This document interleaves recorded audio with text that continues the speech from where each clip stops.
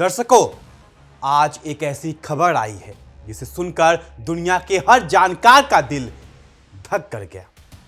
Moscow के airport से एक ऐसा विमान उड़ा जो आम नहीं है। यह पुतिन का वो सबसे गुप्त, सबसे सुरक्षित और सबसे खतरनाक विमान है जिसे रूस का उड़ता क्रेमलिन कहा जाता है।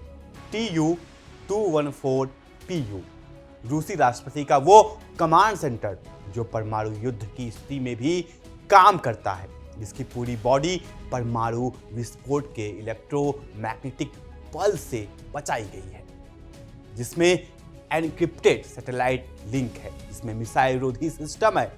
और यह विमान उड़ता है क्रेमलिन कैस्पियन सागर के ऊपर से उड़ता हुआ तेहरान के इमाम खोमैनी इंटरनेशनल एयरपोर्ट पर उतरा। दर्शकों, जब पुतिन का यह विमान किसी देश में जाता है तो यह सिर्फ कूटनीति नहीं होती, यह एक ऐसा संदेश होता है जो दुनिया को बताता है रूस और ईरान अब एक है। और उसी वक्त हॉर्मुज स्ट्रेट में आग लगी है। ईरान ने 4 देशों पर मिसाइलें दागी और ट्रंप हॉर्मुज पर 20% टोल टैक्स लगाने का सपना देख रहे हैं, जिसे ईरान ने हंसते हंसते ठुकरा दिया। दर्शकों, आज की रात दुनिया एक ऐसे मोड़ पर खड़ी है जहां से अगला कदम तीसरा विश्व युद्ध हो सकता है। नमस्कार, मैं हूं आपके साथ अभिषेक तिवारी और आप देख रहे हैं इंडिया डेली 24/7। दर्शकों, तस्वीर देखिए। चौथे दिन लगातार अमेरिका और ईरान एक दूसरे पर हमले कर रहे हैं। ईरान की IRGC ने चेतावनी दी, अमेरिकी मौजूदगी से दुनिया की तेल और गैस सप्लाई में बड़ी रुकावट आ सकती है। हॉर्मुज में दुनिया का 20% तेल गुजरता है और वो रास्ता अब ईरान ने अपने नियंत्रण में ले लिया है। ट्रंप ने ऐलान किया कि हॉर्मुज से गुजरने वाला जहाजों पर 20% टोल लगाएंगे और सुरक्षा का जिम्मा अमेरिका लेगा। और ईरान के विदेश मंत्री ने हंसते हुए कहा, 20% बहुत ज्यादा। दर्शकों, हॉर्मुज पर टोल मांगने वाला ट्रंप और हॉर्मुज को बंद करने वाला ईरान, यह वो दो छोर हैं जिनके बीच दुनिया फंसी है। और इन दोनों के बीच पुतिन का उड़ता क्रेमलिन तेहरान में उतरा। यह संयोग नहीं है, यह एक ऐसा रणनीतिक कदम है जिसे देखकर वाशिंगटन में हड़कंप मच गया। और आज रात हम आपको वो पूरी सच्चाई बताएंगे। दर्शकों, पहले उस विमान को समझते हैं जिसने दुनिया को हिला दिया। Tu-214PU रूसी राष्ट्रपति का वो विशेष विमान जिसे डूम्सडे प्लान यानी कयामत का विमान कहा जाता है, रोजिया स्पेशल फाइट स्क्वाड्रन ऑपरेट करता है, जो सीधे रूसी राष्ट्रपति के एडमिनिस्ट्रेटिव डायरेक्टोरेट के अंतर्गत आता है। यह विमान रूस के सैन्य और राजनीतिक अभिजात वर्ग को ले जाने के लिए बनाया गया है। इसकी सबसे बड़ी खासियत इसकी पूरी बॉडी और इलेक्ट्रॉनिक वायरिंग को परमाणु विस्फोट के EMP यानी इलेक्ट्रोमैग्नेटिक पल्स से बचने के लिए तैयार किया गया है। इसमें इलेक्ट्रॉनिक काउंट मेजर्स और जो एंटी एयरक्राफ्ट मिसाइलें को डिटेक्ट और जाम और डिफ्लेक्ट कर सकता है। PS-901 इंजन से 850 किलोमीटर प्रति घंटे की रफ्तार और 7000 किलोमीटर से ज्यादा की रेंज, और सबसे महत्वपूर्ण, यह एनक्रिप्टेड सैटेलाइट डेटा लिंक है और सुरक्षित क्राइसिस मैनेजमेंट इंफ्रास्ट्रक्चर से लैस है। दर्शकों, यह एक विमान नहीं, यह एक उड़ता हुआ कमांड सेंटर है। और इसका तेहरान जाना यह बताता है कि पुतिन और ईरान के बीच कुछ ऐसा हो रहा है जो दुनिया के सामने नहीं आया। दर्शकों, इस विमान की पहचान फ्लाइट डाटा से हुई। विमान नंबर RA64531 RSD420 यह मॉस्को के एयरपोर्ट से उड़ा, कैस्पियन सागर के ऊपर से गुजरा और सीधे तेहरान के इमाम खोमैनी इंटरनेशनल एयरपोर्ट पर उतरा। और यह उड़ान उस वक्त हुई जब अमेरिका ईरान संघर्ष चौथे दिन में प्रवेश कर रहा था। दर्शकों, यह कोई नियमित उड़ान नहीं थी। रोजिया स्पेशल फ्लाइट स्क्वाड्रन के विमान नियमित उड़ानें नहीं भरते। यह तब उड़ते हैं जब कोई बेहद अहम मिशन हो, कोई ऐसी बातचीत जो फोन पर नहीं हो सकती, कोई ऐसा संदेश जो किसी दूत के जरिए नहीं भेजा जा सकता। और यह मिशन, यह संदेश तेहरान के लिए था, ईरान के लिए, उस देश के लिए जो इस वक्त अमेरिका से अकेले लड़ रहा है और अब अकेला नहीं है। दर्शकों, यह विमान क्यों आया, इसकी व्याख्या विशेषज्ञों ने की है। यह विमान एक उड़ता क्रेमलिन है। यह ईरानी और रूसी नेतृत्व के बीच एक ऐसी बैठक कर सकता है जो तेल अवीव और वाशिंगटन की जासूसी से पूरी तरह सुरक्षित हो।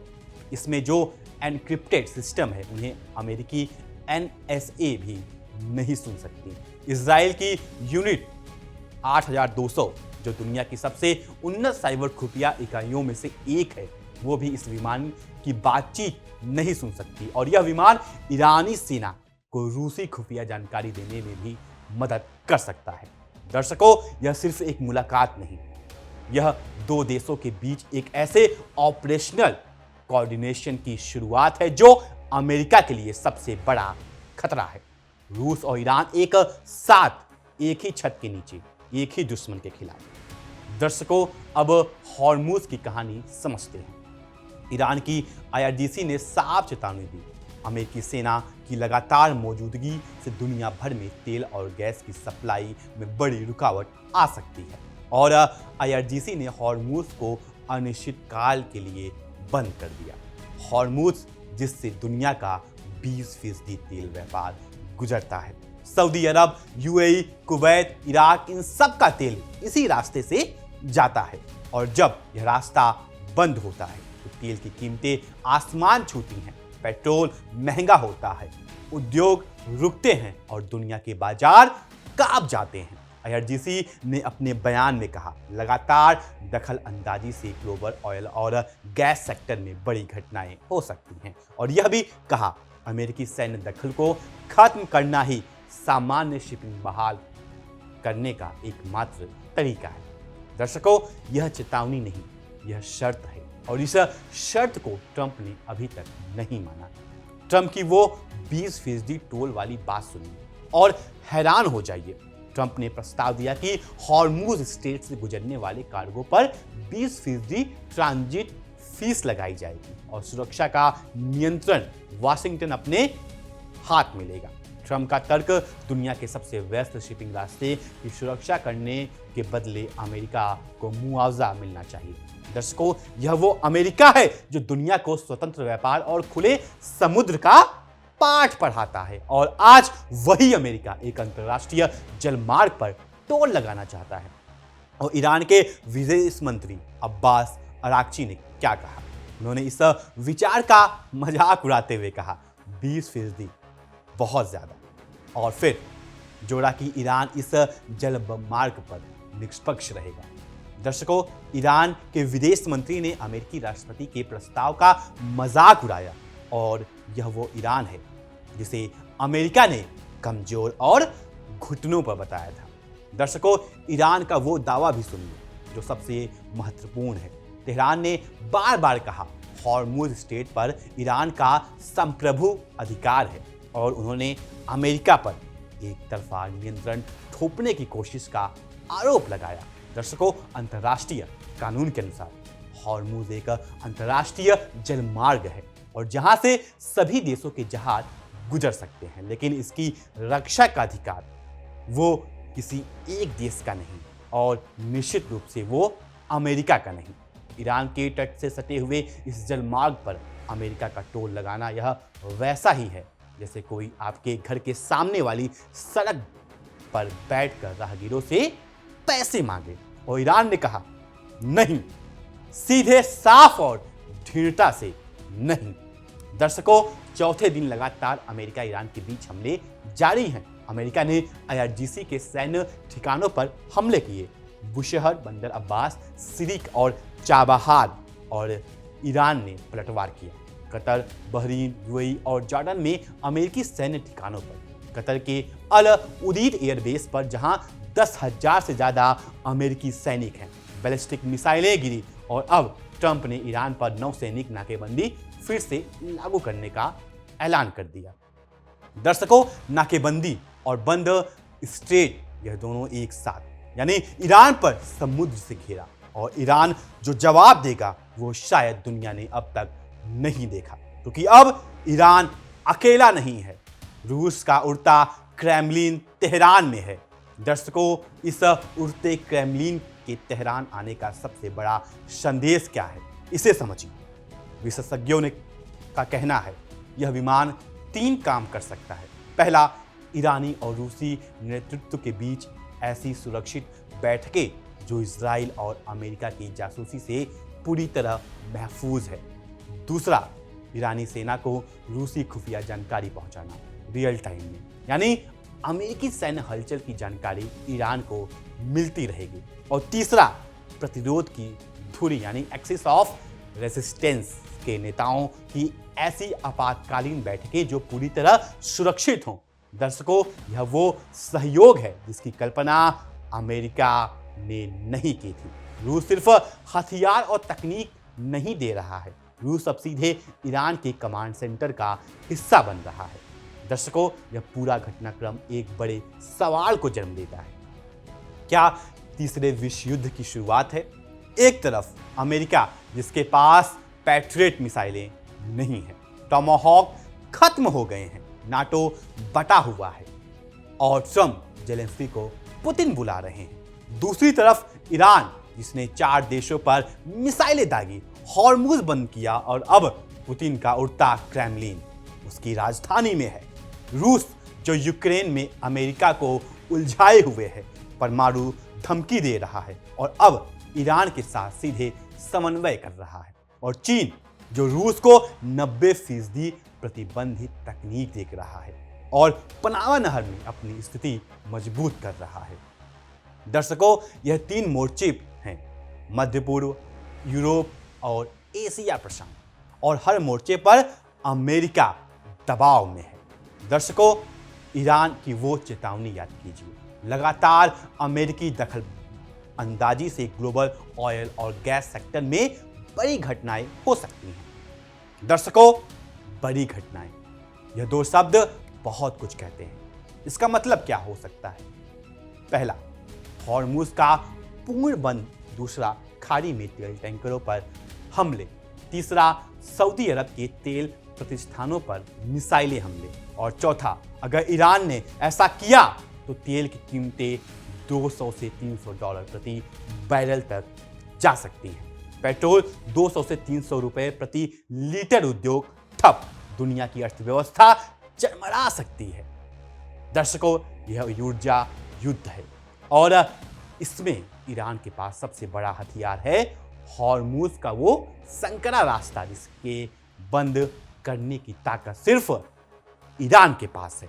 दर्शकों, ट्रंप का 20% टोल वाला प्रस्ताव असल में दिखाता है कि अमेरिका कितना हताश है। सोचिए, अगर अमेरिका वाकई ताकतवर होता, अगर अमेरिका हॉर्मुज पर पूरा नियंत्रण रख सकता तो उसे टोल मांगने की जरूरत नहीं थी। टोल वो मांगता है जिसे पैसों की जरूरत होती है। टोल वो मांगता है जो कमजोर हो। और आज अमेरिका जो खुद को दुनिया का रक्षक कहता है, वो हॉर्मुज पर टोल मांग रहा है। और ईरान जिसे अमेरिका ने कंगाल और टूटा हुआ बताया था, वो उस टोल पर हंस रहा है। यह वो उलटफेर है जो दुनिया की शक्ति का संतुलन बदल देता है। रूस ईरान के इस गठजोड़ को और गहराई से समझिए। रूस पहले से ईरान को हथियार, तकनीक दे रहा है। ईरान के ड्रोन जो यूक्रेन में इस्तेमाल हुए, उनमें रूसी सहयोग था। और अब जब ईरान सीधे अमेरिका से लड़ रहा है, पुतिन का सबसे सुरक्षित विमान तेहरान में है। यह वो धुरी है जिसके बारे में अमेरिका सालों से डरता रहा है। रूस, चीन, ईरान का गठजोड़, यह गठजोड़ आज आकार ले रहा है।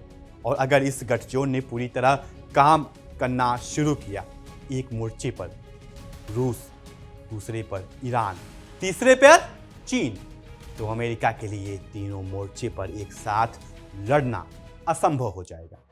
हॉर्मुज संकट को भारत पर क्या असर होगा, यह भी समझना जरूरी है। भारत अपनी ऊर्जा जरूरतों का बड़ा हिस्सा खाड़ी से पूरा करता है और खाड़ी के तेल का रास्ता हॉर्मुज से होकर जाता है। पहले भी हॉर्मुज में जहाज़ों पर हमले हो चुके हैं जिनमें भारतीय क्रू मेंबर शामिल थे। अगर हॉर्मुज लंबे समय तक बंद रहा या अगर वहां युद्ध और तेज हुआ तो भारत में पेट्रोल डीजल की कीमतें भड़केंगी, महंगाई बढ़ेगी और आम आदमी की जेब पर सीधा असर पड़ेगा। दर्शकों, यही कारण है कि भारत ने हमेशा इस क्षेत्र में शांति की वकालत की है और भारत की रणनीतिक स्वायत्तता किसी भी गुट में न जाने की नीति है आज और भी जरूरी हो गई है। दर्शकों, ट्रंप की स्थिति देखिए और समझिए कि द एंड क्यों शुरू हो रहा है। एक तरफ ईरान जो हॉर्मुज बंद कर रहा है, 4 देशों पर हमला कर रहा है और रूस का समर्थन पा रहा है। दूसरी तरफ नाटो जिसके पास मिसाइलें नहीं हैं, ट्रंप जिन्होंने जेलेंस्की को पुतिन बुलाया, ईरान को जापान कहा और हॉर्मुज पर टोल मांगा, अमेरिकी संसद जो ट्रंप के खिलाफ युद्ध रोकने के प्रस्ताव पास कर रही है और अमेरिकी जनता जो इस युद्ध में थकी हुई है।